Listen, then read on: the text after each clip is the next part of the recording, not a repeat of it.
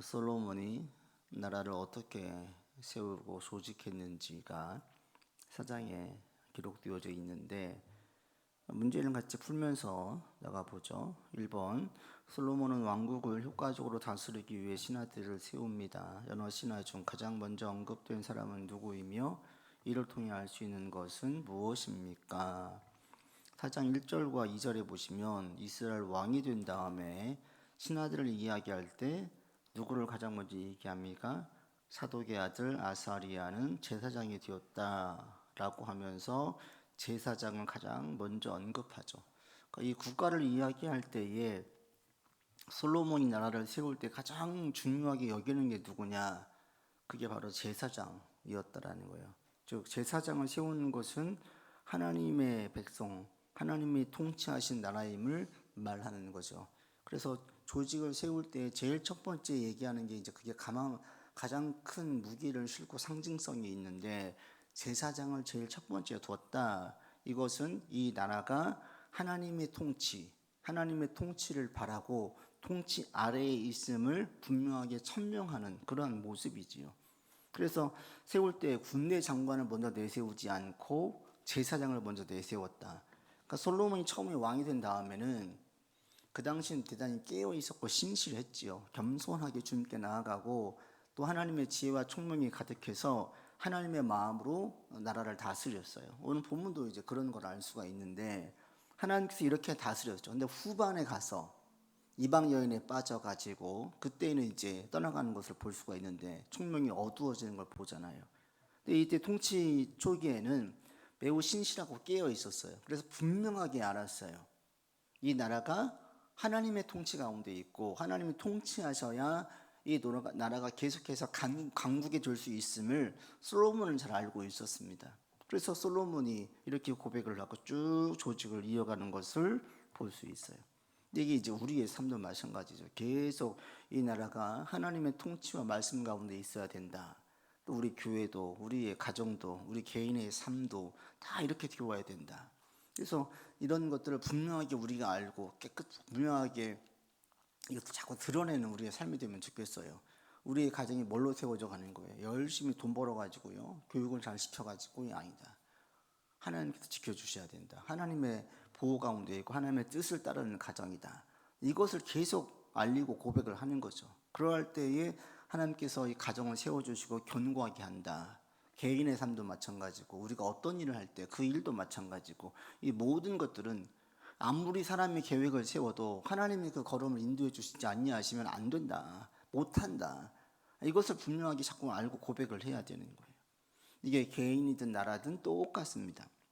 솔로몬은 처음에 여러 가지 쭉 사람들을 세우지만 가장 첫 번째 눈에 들어오는 게 바로 이 부분이에요. 그 다음에 두 번째 보겠습니다. 2번, 솔로몬은 12지파로 이루어진 지방자치제를 변형해 북쪽 이스라엘 지역을 12개의 권역으로 나누고 12지방 관장을 파견해 관할하게 합니다. 이렇게 하는 이유는 무엇일까요? 7절에 보시면 같이 읽겠습니다. 솔로몬이 또 온 이스라엘에 12지방 관장을 두매 그 사람들이 왕과 왕실을 위하여 양식을 공급하되 각기 1년에 한 달씩 양식을 공급하였으니, 이 양식을 공급했다는 게 뭐냐면 세금을 의미해요. 세금을 냈다라는 거죠. 뭐 음식물 조달해 줬다로 볼 수도 있지만 그렇게 보기보다는 세금을 내서 그것들을 다 관리하게 했다. 그러니까 12지파로 북쪽 이스라엘 지역을 나누어서 그 지방 자치체의 특성을 줄이고 중앙 집권 체제로 왕권을 강화했어요. 그래서 이제 왕정 체제에서 완전히 왕에게 힘을 쏟을 수 있도록, 이게 이제 솔로몬이 조직을 잘 다지는 거죠. 그래서 중앙 집권 체제로 확실하게 잡아놨어요.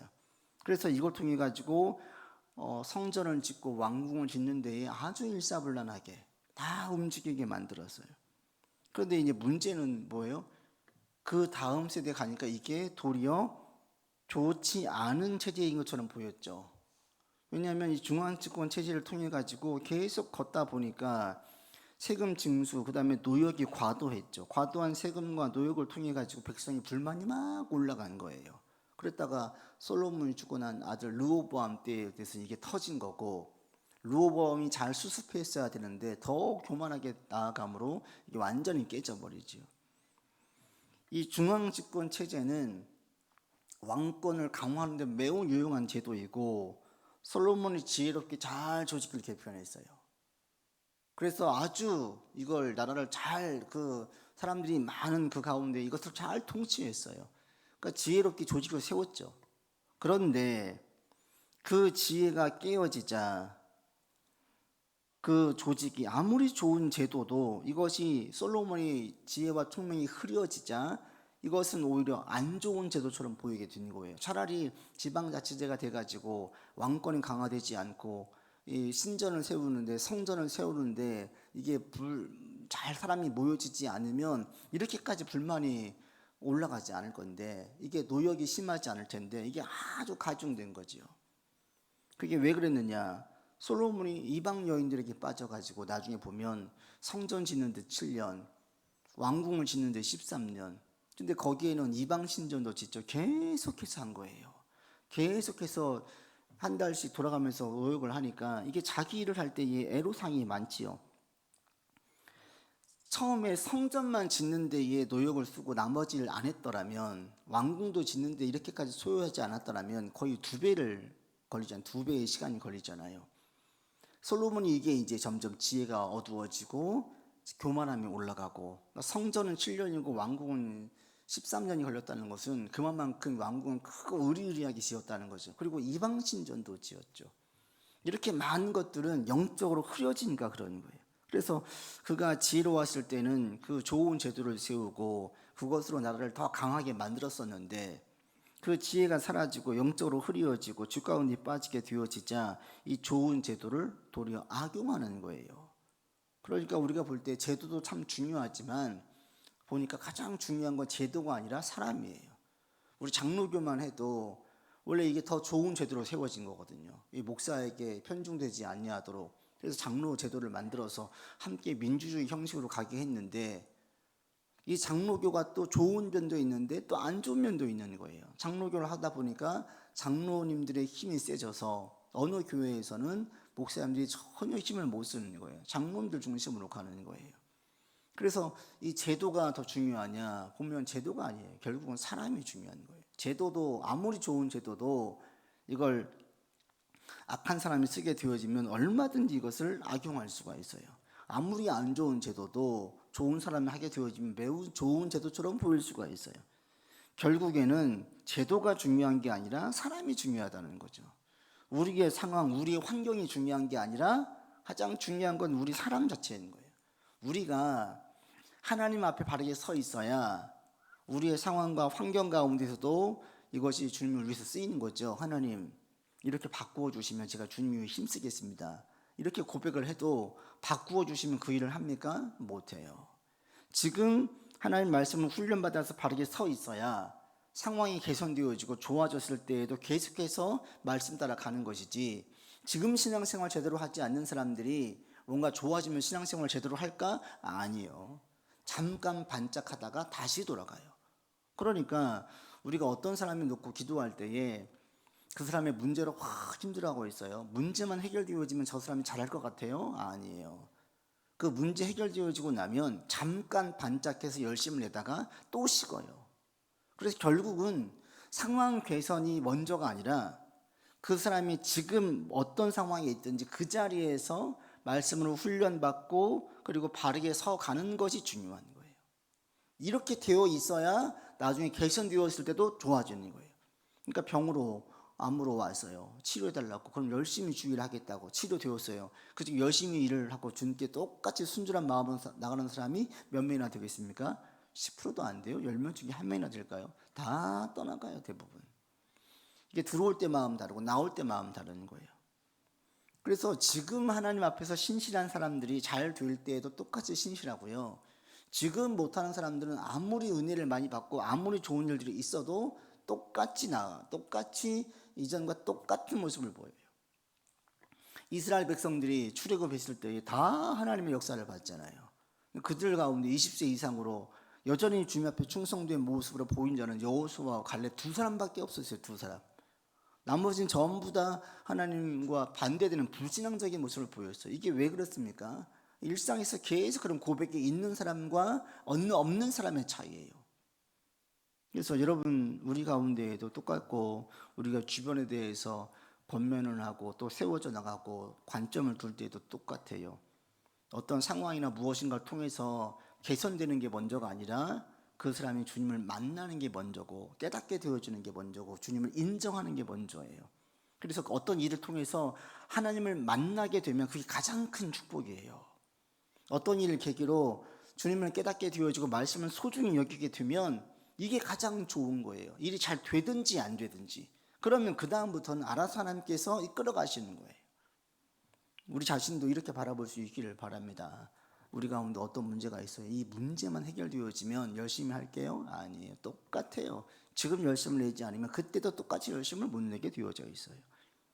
여러분, 지금 깨어 있기를 바라고, 그리고 우리가 이제 누군가를 권면하고 이끌어 나아갈 때도 똑같은 관점을 가지고 나갈 수 있기를 바랍니다.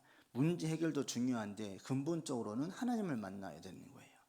그래서 이런 역사들이 우리 가운데 있기를 바라고, 이건 목회자인 저도 우리 성도들을 바라볼 때 마찬가지예요. 성도들의 문제 하나하나가 해결되기를 기도하지만 문제가 해결되는 게 중요한 게 아니라 그 문제를 통해서 하나님을 만나는 게 중요하고, 그걸 통해서 조금 훈련을 받아서 자기 성정이 좀 꺾여지고 주님께로 향하게 되어지고, 이런 게 먼저라는 거예요. 이렇게 안 되면 상황이 개선되어져도 똑같아져요. 이 솔로몬의 이 시스템 제도에 통해서 지혜로웠을 때는 그렇게 나아가다가 지혜가 어두워지자 그의 좋은 제도가 도리어 그 나라를 깨는데 가장 큰 지대한 역할을 했다는 것을 우리가 보게 되어집니다. 그래서 우리에게도 마찬가지예요. 물질을 받으면 큰 복인데 그 물질이 가정을 깨게 만들잖아요. 크게 성공하는 게 우리한테 감사할 거리인데 그 성공이 그 사람으로 하여금 교만하게 만들잖아요. 그래서 주변이 안 보이고 자기가 최고라고 생각을 해서 나가는 이들이 한둘이 아닙니다. 날마다 우리가 주의 말씀으로 훈련받고 서가는 우리가 되기를 바랍니다. 그래서 우리가 어떤 상황에 있든지 계속해서 주님을 고백하고 마지막 때까지 다윗처럼 쓰임받는 자 되기 바랍니다. 3번 같이 봅니다. 솔로몬은 큰 부와 영화를 누립니다. 또한 주변 나라로부터 조공을 받으며 태평 성대를 누립니다. 유다와 이스라엘의 인구를 무엇으로 표현하고 있습니까? 창세기에서 이 표현이 사용된 구절은 어디이며 누구에게 한 말입니까? 4장 20절에 보시면 이제 솔로몬의 영화에 대해서 쭉 설명을 하는데 얼마나 풍요로웠는지 첫 번째 20절 읽겠습니다. 유다와 이스라엘의 인구가 바닷가에 모래같이 많게 되매 먹고 마시며 즐거워하였으며, 인구를 표현할 때 어떻게 표현합니까? 바닷가에 모래같이로 표현하죠. 근데 이게 어디에 나오냐면 창세기 13장에 가면 하나님께서 아브라함을 불러요. 그리고 내가 너의 자손이 땅에 티끌 같게 하리니 사람의 땅에 티끌을 능히 셀 수 있을진데 내 재산도 내 자손도 이렇게 될 것이다 라고 얘기해요. 바닷가에 모래와 같이 많겠다, 땅에 티끌까지 많겠다. 하나님께서 이 백성들을 이야기할 때에 이렇게 막 셀 수 없을 정도로 많이 있게 하겠다라고 말씀하시거든요. 그러니까 창세기 때에 나와 있는 아브라함을 불러서, 한 사람을 불러서 이렇게 많은 자손을 줄 거라고 했는데 그게 이제 솔로몬 때에 이루어지는 거예요. 오늘 20절에 보시면 이렇게 표현을 하면서 하나님의 언약의 말씀이, 아브라함과 맺었던 언약이 솔로몬 시대에 이루어진 것을 우리에게 보여주고 있어요.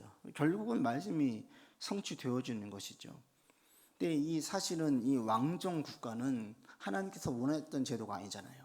하나님은 반대했었죠. 처음에 세울 때 경고했었죠. 왕을 요구했을 때에 그게 옳지 않음을 분명하게 얘기했었는데, 그런데도 하나님께서는 이것을 또 받아들여 주시고, 그리고 솔로몬 때 이것이 이루어지게 만들어 갔어요. 하나님의 뜻이 아니었지만 하나님은 또 자녀가 때를 쓰면 받아줘요. 그리고 이루어 갔어요. 그러면서도 하나님의 말씀을 계속 성취시켜 가시는 거예요. 우리 가운데 이런 일들이 계속 있음을 볼 수 있어요. 그래서 우리 가운데에 계속 우리가 주목할 게 뭐냐면 하나님의 뜻이 뭐냐, 이걸 묻는 게 너무너무 중요한 거예요. 이렇게 어떤 거 진행할 때 이거 하나님께서 원하시는 거냐, 하나님께서 이것을 우리 할 때에 이게 힘을 실어 주실 만한 것이냐, 그러면 우리가 계속 나아갈 수 있는 거예요. 그런데 하나님께서는 그것은 옳지 않을 것 같아요. 찬성하지 않을 것 같아요. 아닌 거예요. 이런 것들을 잘 분별해서 나아갈 수 있는 우리가 되기를 바랍니다. 4번 같이 봅니다. 하나님께서 솔로몬에게 부와 용화 외위 주신 것은 무엇입니까? 솔로몬을 누구와 견주며 그의 지혜가 뛰어났음을 말하고 있습니까? 4장 29절 같이 읽습니다. 하나님이 솔로몬에게 지혜와 총명을 심히 많이 주시고 또 넓은 마음을 주시되 바닷가에 모래같이 하셨다. 지혜와 총명과 넓은 마음을 주셨어요. 여기서의 총명은 영어로 보면 인사이트예요. 인사이트, 통찰력. 그러니까 지혜도 주시고 인사이트도 주시고 넓은 마음도 주셔서 헤아리는 거예요. 한 예가 이 앞장에 있었던 어머니 마음을 헤아려서 모성을 가지고 심판하잖아요. 누가 진짜 아이의 엄마인지. 그런 마음을 주시고 지혜와 총명을 주셔가지고 이 당대의 최고 지혜라고 할 수 있는 고대 근동과 애굽의 지혜를 뛰어넘는 솔로몬을 얘기하고 있어요. 그래서 솔로몬의 지혜가 얼마나 뛰어났느냐, 5번에 보시면 잠언을 3,000가지를 말하였고 노래 시편은 1,005편을 지었고 나무에 대해서, 짐승에 대해서, 새에 대해서, 기어다니는 것과 물고기에 대해서 아는 게 너무 많았다. 그러니까 백과사전식으로 엄청나게 많은 지식이 있었다라는 거예요. 이런 것들이 지혜가 다 누구한테로부터 왔느냐? 하나님에게로부터 왔다. 저도 지금도 기억나는 게 이전 교회에서 거의 80 가까운 권사님이 그 지식의 그 총기가 떨어지진 않아요. 암기력이 대단해, 기억력이 대단해요. 그래서 젊은 우리 목사들보다도 훨씬 더 나았었어요. 그래서 우스갯소리로 권사님은 고시 공부했으면 잘 됐겠네요. 그 아들이 마침 또 판사를 했는데 권사님 고시 공부했으면 잘했겠네요 라고 우리가 얘기했던 적도 있어요. 그렇게 암기력이 좋아요. 또 어느 해인가 그 암기력이 확 사라지는 거예요. 그러니까 이 총기, 우리 건강으로 예를 들면 이거 70, 80대도 건강이 상하지 않고 아주 건강하신 분이 있어요. 이 건강이 누구한테 왔어요? 이게 따져보면 하나님께서 주시는 거고 다르게 설명이 안 되는 거예요. 뭘 아무리 먹고 관리를 하고 해도 아픈 사람은 또 아파져요. 그런데 이걸 그렇게 똑같이 했어도 아주 건강한 사람은 이걸 뭘로 설명을 하겠어요? 그냥 세상 사람들은 유전자의 힘이라고 해요. 유전자의 힘. 유전자의 힘을 이길 수가 없다라는 거죠. 그 근원으로 들어가 보면 하나님인 거죠. 솔로몬에게도 지혜를 주시고 인사이트를 주시고 넓은 마음을 주시는 게 누구였어요? 하나님이었어요. 성령께서 지혜의 영이라고 했잖아요. 그러니까 성령이 충만한 자들은 지혜가 충만해져요. 지혜가 충만해지면 동시로 여기 보이는 것처럼 인사이트를 가져요. 통찰력이 생기는 거예요. 그래서 앞으로 해안이 어떻게 될지 해안이 열리는 거죠. 아, 이게 이렇게 될 것 같아. 그런 게 솔로몬을 보세요. 솔로몬이 지혜로웠을 때, 깨어 있을 때는 어미의 마음을 알고 바르게 심판을 했어요. 그런데 어두워지니까 백성의 마음을 읽지를 못해요. 백성이 원성이 막 자자하고 있는데 이걸 깨닫지를 못해요. 아들 르호보암을 세울 때에도 마찬가지죠. 그 아들이 왕으로서 적격한지를 따지지를 않아요. 다윗은 계속해서 마지막까지 미루고 하지 못했었는데, 그러다가 솔로몬이 왕이 오를 때 모든 게 다 정리가 되었었는데 솔로몬은 그 아들을 세울 때에 이것들을 전혀 고려하지 않아요. 그러니까 총기와 지혜가 다 사라진 거고 결국 그게 어디에서 왔어요? 하나님에게로부터 왔다라는 성령의 표현이 너무 맞는 거죠. 그래서 29절 하나님께서 주셨다라고 말씀하시죠. 하나님 주시는 거예요. 여러분, 하나님께서 우리에게 지혜와 통찰력과 넓은 마음을 주시기를 기도하십시오. 저도 이 목회를 하다 보니까 목회자에게 이게 참 필요한 것 같아요. 넓은 마음이 참 필요한 것 같아요. 상대의 마음을 헤아리고 알 수 있는 것. 제가 넘어지고 실수할 때가 언제냐면 상대의 마음을 자꾸 헤아리지 못했을 때, 내 중심에서 얘기할 때 실수할 적이 종종 있어요. 근데 상대의 마음을 헤아리면 말도 조심하게 되어지고 상대방의 입장에서 헤아리다 보니까 훨씬 지혜로운 말들이 나와요. 근데 이런 것들이 언제 있느냐? 가만 보면 제가 겸손할 때, 주님을 더 의지할 때예요. 반대로 교만해질 때는 내 중심밖에 안 돼가지고 내가 말을 너무 쉽게 내뱉게 되어지는 거죠. 근데 우리가 다 마찬가지인 것 같습니다. 이게 한 개인일 때는 영향이 덜한데 솔로몬처럼 왕으로 있을 때는 미친 영향이 어마어마하지요. 오늘 우리가 이런 기도를 드리며 나아가기를 바랍니다. 하나님, 저에게 지혜를 주시고 총명을 주시고 넓은 마음을 주십시오 라고 이 시간 기도하면서 나아가시어서 우리에게 주신 지혜와 총명과 넓은 마음으로 우리가 생활하고 하나님의 일들을 이루어가는 우리 삶이 되기를 바랍니다. 같이 기도합시다. 잠시 제목들을 가지고 기도하고 마치겠습니다. 하나님, 성령 충만하여 우리에게 지혜를 주시고 통찰력을 주시고 넓은 마음을 주십시오. 해서 주신 사역들과 일들을 잘 감당해 나가는 우리 되게 하여 주시옵소서 라고 함께 기도하고 마치겠습니다. 아버지, 우리가 성령 충만하기를 원하고 하나님의 마음 아버지에 나아갈 수 있기를 원합니다. 아버지, 넓은 마음을 주시고 아버지 하나님 지혜를 주시옵소서. 하나님 인도해 주시옵소서.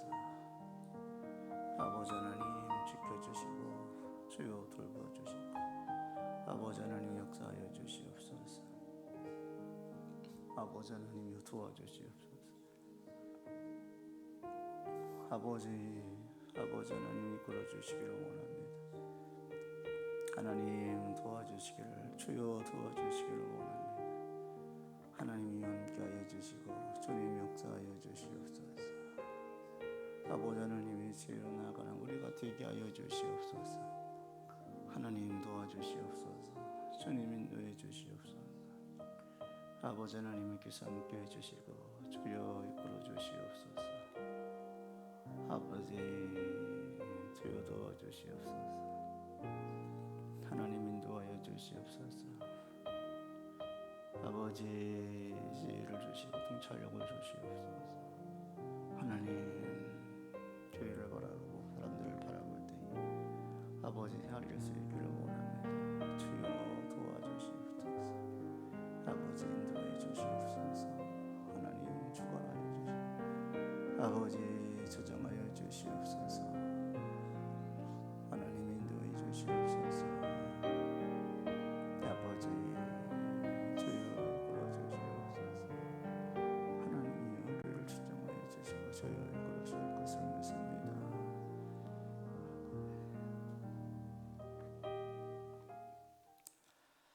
이제는 우리 구주 예수 그리스도의 은혜와 한이 없으신 하나님의 사랑하심과 성령의 교통하심과 교제하심이 성령 충만함으로 지혜와 통찰력과 넓은 마음을 가짐으로 하나님의 뜻을 이루고 하나님의 영광을 드러내기를 원하는 주의 백성들 위에 모든 삶과 사역 위에 이제로부터 영원토록 함께 계시기를 간절히 축원하옵나이다.